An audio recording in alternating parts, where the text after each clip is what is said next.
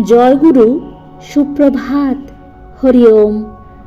ওম অখণ্ড সংহিতা বা অখণ্ড মণ্ডলেশ্বর শ্রী শ্রীমৎ স্বামী স্বরূপানন্দ পরমহংসদেবের অমৃতময় উপদেশবাণী, দ্বাবিংশ খণ্ড, দীক্ষা গ্রহণের দায়িত্ব।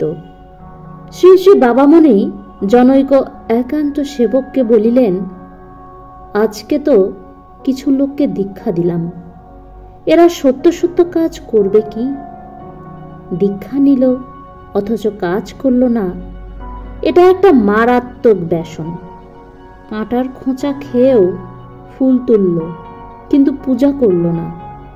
বাজার করে জিনিসপত্র নিয়ে এলো, কিন্তু রান্না করতে গেল না।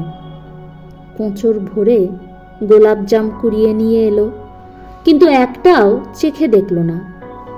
এ এক বিস্ময়কর বিভ্রান্তি।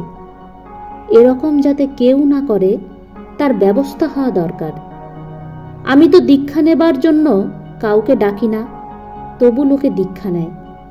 ব্যাকুলতা দেখে না দিয়েও পারি না। এই যে দীক্ষা দেই, এটা কি দোষ? দুটা একটা লোক যে দীক্ষা নিয়া সাধন করে, আর ফলাফল দেখে মুগ্ধ হই, চমৎকৃত হই, কৃতার্থ হই। তখন মনে হয় কেউ দীক্ষা নিতে চাইলে তাকে ফেরাবো না। আমার কাছে যে লোকে দীক্ষা নিতে আসে, সে কি কেবল গ্রাম্য কুসংস্কারের ফলে?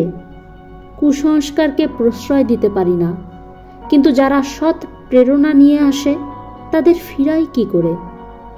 আমার চাইতে কত বড় বড় লোক চারিদিকে বিরাজমান রয়েছেন।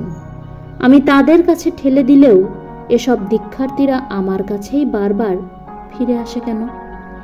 আমি সিদ্ধ নই, সাধক নই, তপস্বী নই, যাপক নই।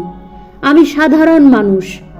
গুণের মধ্যে এই যে বেশি কথা কইতে পারি, বেশি বেশি করে কথা বলেও যাচ্ছি। আমার অন্তঃশ্বাস শূন্যতা এরা বুঝতে পারে না কেন? দীক্ষা নেবে, কাজ করবে না, অথচ দেখা হলেই জ্বালাতন করবে। এ কেমন মুশকিল হলো? হরি ওম।